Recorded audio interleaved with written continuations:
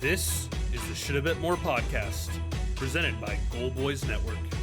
Here's your host, Will Hill. Welcome to the Shoulda Bet More podcast, presented by Gold Boys. Coming up on the show, Joey Isaks, professional bettor, tennis handicapper, will join us. We will talk some U.S. Open. Mix things up a little because we've done so much baseball, football, just bouncing back and forth between the two. And look, once football starts, and it's about to start college football, the full weekend this week coming up in college football. And then before you know it, a few days after that, NFL, and we'll be off and going NFL, Major League Baseball pennant races. So will be fun to mix it up a little bit with Joey. He's really good when it comes to tennis. So excited to talk to him. But we'll get to the baseball in a minute, but it was a good football weekend. You know, we did the show Friday and even last week talking about these college football games. And, you know, I joked around, hey, it's not exactly Georgia versus Alabama or Michigan, Ohio State. The games ended up being tremendous. The first one, Georgia Tech and Florida State. Georgia Tech, 10.5-point underdog, wins at the buzzer. Last second field goal as time expires, and they were the better team. DJ Wangalele, who has just bounced around school to school to school, been on 9 million teams in 3 or 4 years. He stunk. He was absolutely awful. And Florida State was the short shot, the favorite to win the ACC at like plus 250, plus 270, depending on when and where you bet it. That team looked awful. And you know, DJ Alphabet, as they call him, he did not look the part, and that did not look like one of those wins where the 10-point underdog wins and you say, boy, how did that happen? Turnovers, fluke.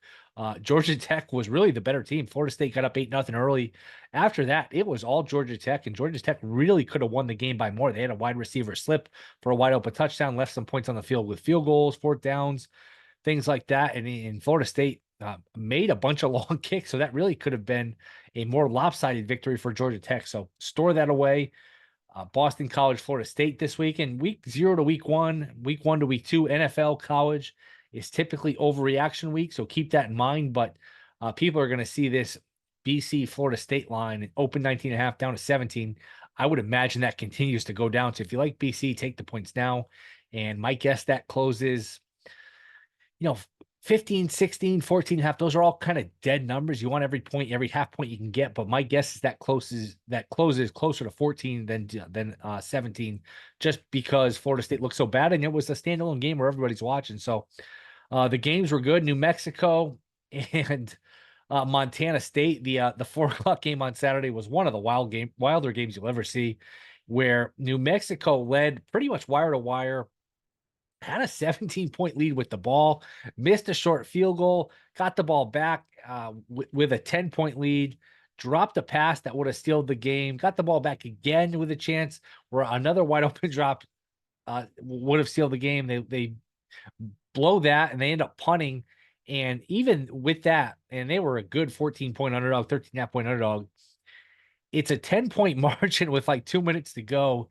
And Montana State rips off a 95-yard touchdown run, gets a 3-and-out, gets the ball back, and not only scores a touchdown, but milks the clock in a way where they scored a touchdown with like 10 seconds left, and they end up winning the game by 4 points. Just an incredible collapse by New Mexico. So the games were good on Saturday. The dogs were barking. And then the night game was SMU was like a 28-point favorite. Was really lucky to just win the game. They didn't cover. They snuck the game out. They were down 11 with like 6-7 minutes to go. Nevada wins. Nevada covers. SMU wins, and then the nightcap. Even that game, Hawaii is a 40-point favorite. I think it was like 14-7 at the half. Hawaii wins the game, but they don't come close to covering the number. The game stays under. So the underdogs went 4-0. The games were fun. The games were competitive. So hopefully that is a preview of things to come here in the college football season. Just good games. Really from the afternoon all the way until the night, just upsets brewing, underdogs barking, games being competitive. The underdogs just hanging in all of these games and really could have won just about any of these games. Just wild games in college football. Quickly on the baseball before we get to Joey Isaks and talk some U.S. Open.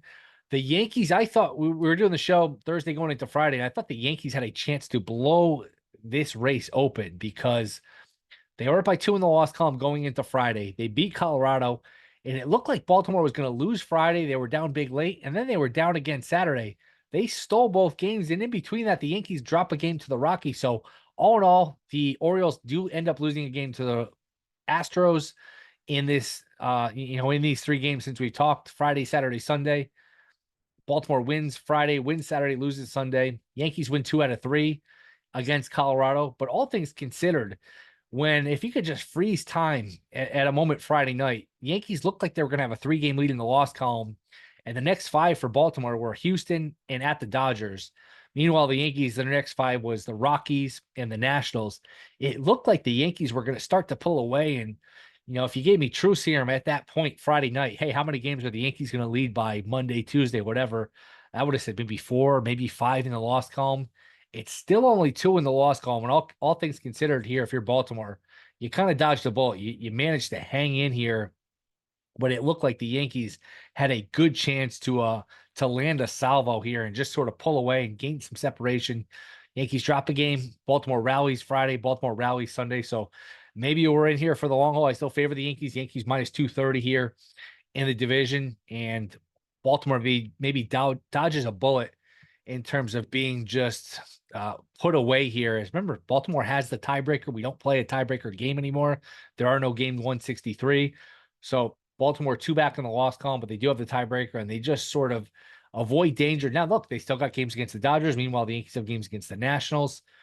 And what Judge is doing. My goodness, 51 homers now, 2 more homers on Sunday. You get to the point where you're almost surprised. You see the Yankees score, you see the Yankees, just box score in general. You're almost surprised he doesn't homer. It is just incredible. One of the handful of great seasons ever, and maybe the best right-handed hitting season of all time. What Judge is doing is just to the point where you almost, you feel guilty that you're almost taking it for granted. He has been that good. The MVP race is over. He's going to win the MVP. Would think Ohtani's going to win the MVP in the NL as he had a walk-off grand slam Friday night. Now, there's starting to be a little bit of a case for Lindor. Hey, what he does on defense, the homers, the versatility, but it's going to be Judge. It's going to be Ohtani. Judge will win his second. Ohtani will win his third. And that's the baseball. The other thing that's interesting in terms of the races here, Cleveland has not pulled away, but they've got a couple game lead here on the Royals, but they play 4 games, doubleheader Monday, game on Tuesday, game on Wednesday. They play 7 times over the next week. And if you look at the schedule here for the Royals, if they play well, they can overtake Cleveland and get a chance to steal this division. But Cleveland here, and if you're the Red Sox, you're thinking, hey, maybe we have a chance to get back in the mix here and steal a spot, because the Royals next, 10, 12, 14 games here, 4 at Cleveland, 3 at Houston. I'm sorry, that is 4 at Houston. So 4 at Cleveland, 4 at Houston, which is just a brutal 8-game stretch. Then 3 more against the Guardians in Kansas City, 3 more against the Twins in Kansas City, and then they go to Yankee Stadium for 3 games. So that is a brutal. The next half a month for the Royals puts them in a scenario where, hey, if they don't play well, Boston, who's 4 back in the loss column, which look, 4 in the loss is a significant deficit at this point, but maybe Boston's in a position where they can get back in the race here, and steal a spot, because this next 15, 16 games here for the Royals is an absolute gauntlet of a schedule. If they play well, they can overtake Cleveland. If they don't play well, maybe they drop out altogether. So Yankees and Royals is a good race. The AL Central is a good race. Maybe the Royals, let teams back into it in terms of the Red Sox. I don't think the Mariners can make a run, but look, with that pitching, who knows? Maybe they can rip off 6, 7 in a row and make things interesting. I said this last week. I kind of get the sense we have our 12 teams, because I don't think the Mets are catching the Braves. Mets with a bad loss against the Padres Sunday, blow a late 2-0 lead. And the Braves lose a game, but hey, no harm, no foul, because the Mets lose one. I don't think the Giants are going to put things together. So it's possible the 12 teams that would make the playoffs if they started today are the 12 teams we see here in October. But a lot of baseball to be played. These races are good. These races are fun. The baseball is competitive. Day in and day out, these are really fun games to watch. And again, what Judge is doing, I just can't understand why these teams pitch to him. I don't get it. Yankees had Old Timers Day on Saturday, which, boy, if you want to feel old, you turn on the S Network and you watch Old Timers Day featuring A-Rod and Derek Jeter and Jorge Posada, and you just feel like a million years old. But all these guys, Sabathia, Jeter, A-Rod, they were all asked about Judge, and they pretty much all had the same answer. Hey, why does anyone to pitch to him? And I completely agree. Why pitch to him? One base is better than 4 bases. I just don't understand why these teams insist on being so stubborn and trying to challenge Judge. And That's the baseball. We talked a little football, talked a little baseball, and you turn the calendar here. The summer's pretty much over. It's getting dark a little earlier. Kids back to school, and my goodness, if your kids are going back to school any earlier than this is about as early as it gets. August 26th. If your kids go to school earlier than that, that's un-American. But boy, that's really cutting your summer short here. But it does feel like summer just flew by, and football got here very, very quickly. Just the summer. You may think back to, we were sitting here talking the NBA finals. It feels like a couple weeks ago, but that's months ago now. And that's early June, mid-June. And boy, this summer just flew by. These years and seasons just continue to get shorter and shorter, it seems like. But coming up next, we'll talk a little tennis. Joey Isaks, one of the best tennis bettors around. We'll talk some US Open. That is next. This is the Shoulda Bet More podcast. All right, we are back. Shoulda Bet More podcast. Let's talk a little U.S. Open. He is Joey Isaks, professional bettor. He specializes in tennis. Excited to talk to him. Excited to meet him. Joey, what's up, man? Thanks for coming on. It should be fun. Yeah, what's going on? It's good. Thank you so much for having me. I'm really excited. All right, it's U.S. Open time. So I guess we'll start with the men here. Would you classify this? Would you characterize this as a tournament that's top heavy and it's going to be chalk, or would you consider it more wide open? Yeah, I definitely don't think it's super wide open. I would make the four guys have like a realistic chance, and that's Djokovic, Sinner, Alcaraz, and Zverev. I put Zverev actually as the second best player going into this tournament. Djokovic gets a bump too, he got a really nice draw. And Alcaraz hurt himself a little with his ankle in practice, but I don't think that's going to be a big deal. And then you have the whole drama with the steroid cream with Sinner that could be, looming over his head a bit as the tournament progresses. What do you make of the story with Sinner? I truly don't know. You always look at other players' reactions, and I think that a lot of their reactions are about the ATP should really be fair and the same to everybody, and not just pick and choose their punishments. So as opposed to they think that he's a cheater. So I always think that's interesting to see how they react. But I don't think that he's a cheater. But his coach has been in trouble before with his last student, whatever you want to call it, with Halep. So it's hard to like totally think that he's innocent, but they run a good PR program. He's gotten Darren Cahill's gone ahead of the crowd. He's done his ESPN interview. He's shielding Sinner, and they're going to handle it well. Is there a perception? Is there an unspoken thing like most players are doing something that's on the borderline to help them get better, almost like steroids in the 90s in baseball, or is that not necessarily the case here in tennis? I don't think that's the case. And I listen to Andy Roddick's podcast quite often, and he even talked about how like if he just goes on like a vacation with his wife, he has to let the testing know what hotel he's staying at, because he could be tested any day during a non-tournament week, etc. So it's a very hard sport to get away with it. So I definitely think they're clean, but I definitely do think there are players who are probably gaming the system. But I would say that tennis might have a problem with gambling more than performance enhancers. Interesting. What do you mean by that? Players?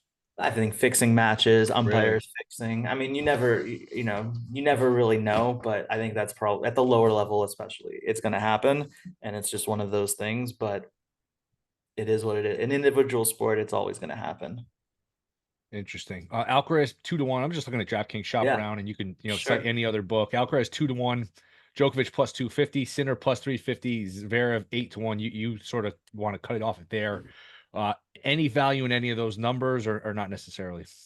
I played Zverev 12-1. I think Okay. that's and nothing big, but that's about, if you're looking for a not 2-1 to win a tournament, then I think Zverev's the guy. He also does have a history of choking in big moments, so he's not really a guy you can be that confident with. But he did some things leading up to this U.S. Open that are impressive. Like, he's known as having a pretty weak forehand, which is unusual for men. Usually they're more forehand dominant, and he's hitting his forehand with about 5, 6 miles an hour more than normal on hard courts. So I've been very impressed with him leading up to this tournament. if it's not one of the big four, maybe even not to win the tournament, but make a semifinal, make a Sure. surprise run into final, where would you go? Rublev 40-1, Nevedev 16-1, Fritz 50-1, Rune 65-1, Tommy Paul 80-1. Any of those guys? Somebody else? What are you thinking? Yeah. I would go Berrettini, maybe.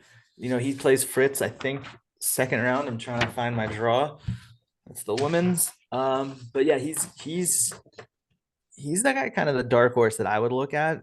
I also do think that if you look at that side, Monfils is, he's got Casper Ruud second round. I do think he can win that match. And that's the section that I would try to find. And it actually is Zverev's section, but that's the section that I would try to find value if you want to bet someone to make the quarterfinals. It's truly wide open. Tons of players are playing well. And I don't know if you have odds pulled up for it, but yeah, Monfils could do it. Holger Rune, Nakashima even. I mean, so there's a lot of guys who can lose first round, but then they could also easily make the semifinals when they make win a couple matches. There are, there's so many different options for betting this: half winner, top half winner, bottom half winner, quarters, stage of elimination. I guess we'll go quarters. Anything in the quarter interest you? Sure. Any of these markets? Sinner favorite in quarter one -165, Alcaraz -230, quarter two, Zverev +120, the short shot in quarter three, and then Djokovic in quarter four is -230. Take it whatever direction you want to go. Sure. Let's look at quarter three. I think just looking at that draw, there's about 1, 2, 3, 4, 5, 6, about 10, almost 9 guys that I wouldn't be shocked if they make the semifinals, which is kind of crazy. I would look at Pablo Carina Busta. What odds does he have? And you're talking to win which quarter is this? 3. Three, Carina. Zverev's quarter. Wait, I'm not seeing it for some reason. Quarter three, Carina Busta is. He might not even be listed. Wow, 100-1. 101. So that's I think you can do a lot worse. I really liked what I saw from him this weekend, and then he did pull out with an injury, but it really was more of hey, I've played my matches. He's coming back from injury. He's the guy who was playing Djokovic, I believe, when Djokovic famously hit the line judge, and then he made the semifinals before. So, he's a Masters 1000 winner. He's a Grand Slam semifinalist, and he's coming back from injury, and he looked great to me. And he's not going to be a big underdog. He really shouldn't be in any of these matches. So until Zverev, but he really impressed me. And these courts are playing a little slow, so I think that'll help him a little, and a little slower than they reported it, at least. So that's where I would go if you want a crazy long shot. The other guys that you could go in that section is obviously Berrettini or Holger Rune could definitely make some noise. He's probably what, 6-1. Rune is I was just pulling up just to bet Carina Busta, which is in the review. 7-1. So I'm seeing 7-1 to win quarter three. So you could go that way too. So I would look at those guys. Quarter three is the one that I really think has the most value in terms of a long shot coming through. Djokovic, I just don't see one guy there giving him any trouble, unless he hasn't played since the Olympics. So you never know, but he really knows what he's doing in terms of his body and his preparation. So you have to just assume that he's going to be full gear, all cylinders, ready to fire and be great. So I wouldn't touch. And then Sinner, he has a hip injury, but he's a pretty easy draw. So I would look at quarter three for the men and there. And then anything match wise first round here that you like? Yeah, sure. So there's a couple. I think the way you say it is Tomas. Tomas, and then Martin, not Martin, but Thomas Martin. I'll just say it the American way. Playing a guy's name that I can't really pronounce that well. He's a French kid. He serves like 140 miles an hour. Giovanni Metchi Pericard. I hope I said it right. Nailed it. Thank you. And I really like that matchup for individual betting on the first, and it's actually in quarter three. Look at us. So yeah, that's one of my favorite bets of the round one in the men's side. Okay. Anything else men's that you think is worth talking about before we move on to the women's? Another bet I really liked was Echeverry versus Eubanks, and fading another big server, but it's supposed to be a little slower. And I know Eubanks won a couple matches in Winston-Salem, and he's been struggling to win all year. But to me, he's complete fade material. He really can't hit a backhand, and I just don't see how he's going to win this match. So that's another one of my favorite matches on round one. All right, the women's. We'll go same sort of format here. Sure. Wide Let me just open or chalk? wide open. I Okay. think we can see a first time Grand Slam winner and wouldn't be surprised. I think Sabalenka is rightfully the favorite, probably around like plus 280 ish. Yes, it is. Let me pull up the odds exactly. Plus 240. I'm seeing it DraftKings, of course, Okay. shop around. Ega's plus 370. Then you get everyone else double digits. Coco Gauff 10-1, Pagula 12-1, Rybakina 12-1, Andreeva 22-1, Osaka 28-1, Danielle freaking Collins 30-1. And look, we saw it in Wimbledon. I think you were at Wimbledon, right? Just a I wide was open, a crazy tournament on the women's side with a lot of long shots, and chalk was not the way to go. So you could sense a similar sort of March Madness kind of tournament here where all hell can break loose. 100%. I think it's wide open. Trying to guess the winner. I mean, if you want the field versus, I'd say the top two players are Sabalenka and then Swiatek.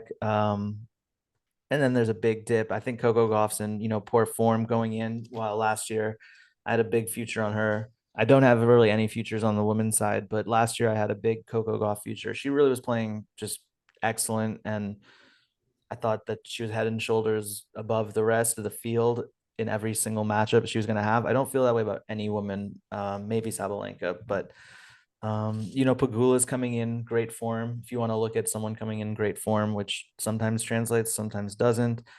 And I'd say Pagula, Sabalenka, or Badosa. Badosa is a really hot player that's probably around like 40-1.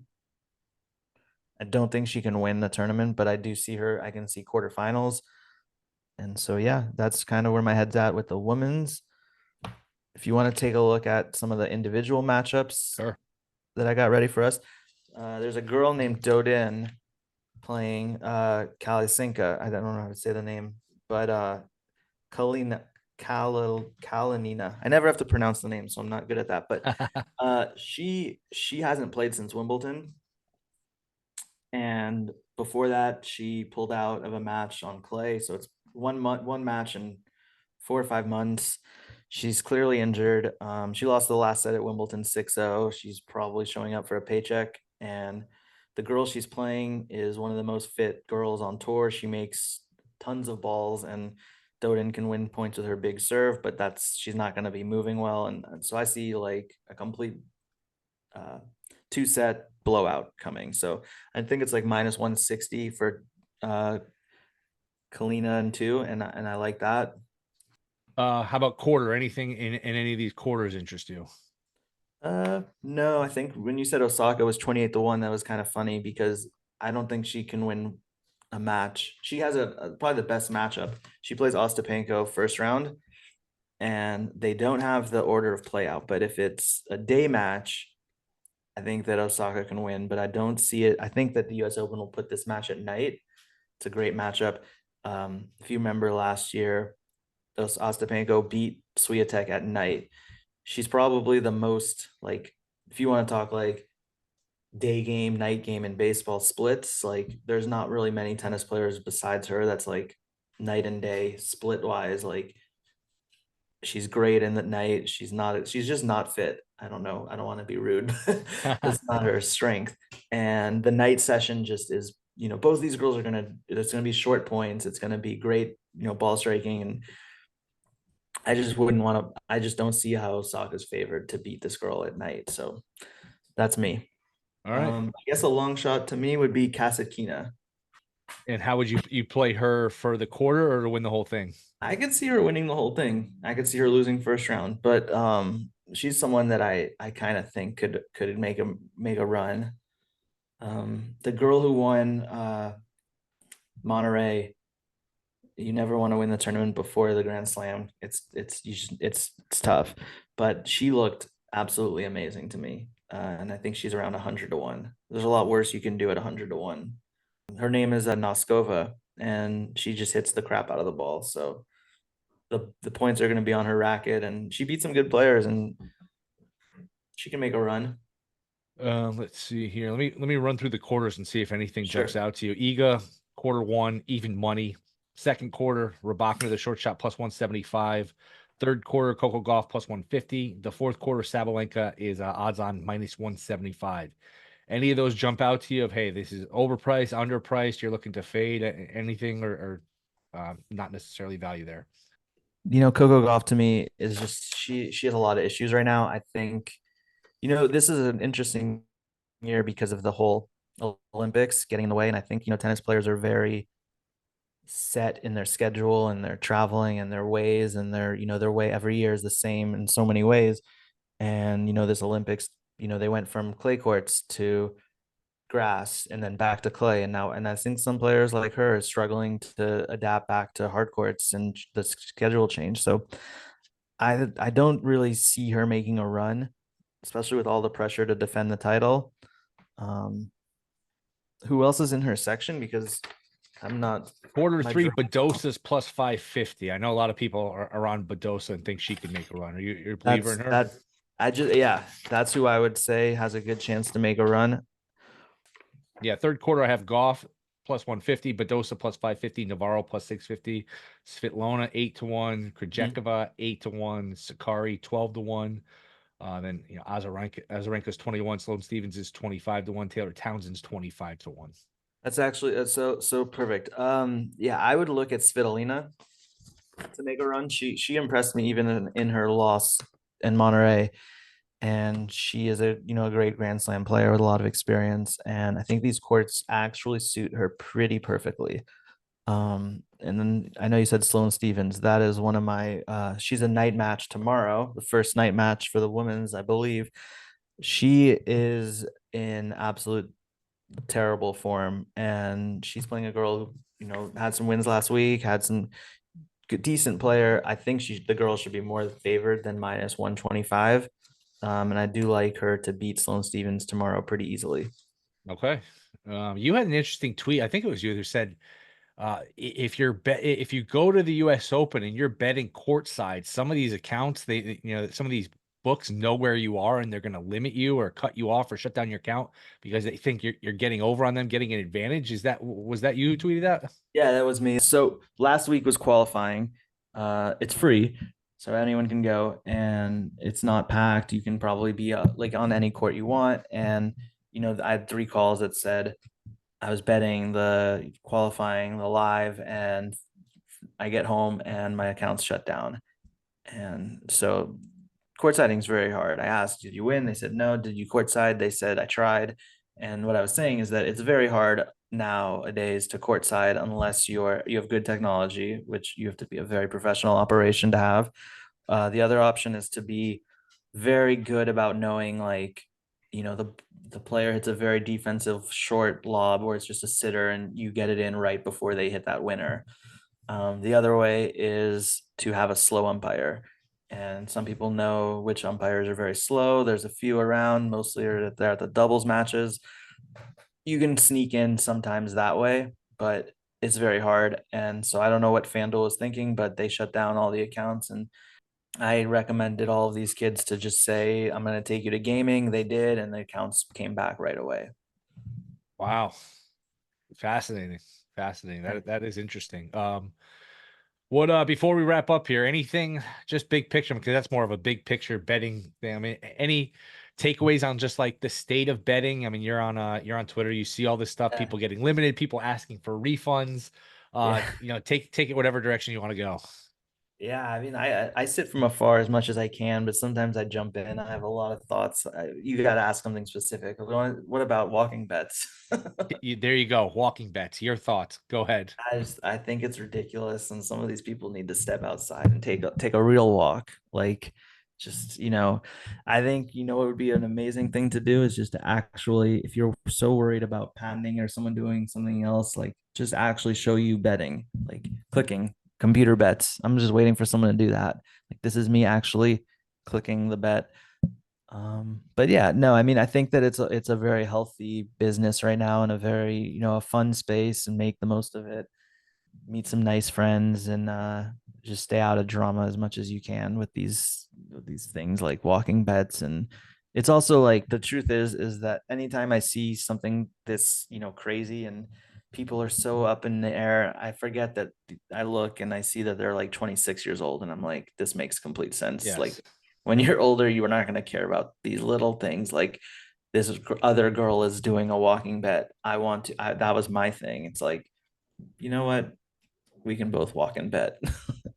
Yeah, and for people that don't know, which I'm sure some people listening do and some people don't, there's a controversy, content creators over, a little gimmick they had where they're walking and talking about their bets at the same time. So yeah, a lot of that's one where you step away from your phone and you come back and you're like, all these messages, this back and forth, where it is hard to That's keep up with. But it Joey, is. I appreciate it, man. You did a great job. This was long overdue. Good luck in the tournament. Let everyone know where they could find you. Yeah, Joey Isaacs on Twitter. I think it says it spelled right, Isaks. Yeah, and just shoot me a message, DM if you have any questions. I'll try to post some plays, and hopefully we can all make some money this next 2 weeks. All right, appreciate the time, man. We'll have to do it again soon. Yeah, anytime. All right. Thank you to Joey Isaac. We will be back Wednesday. Rate, review, subscribe. See you Wednesday.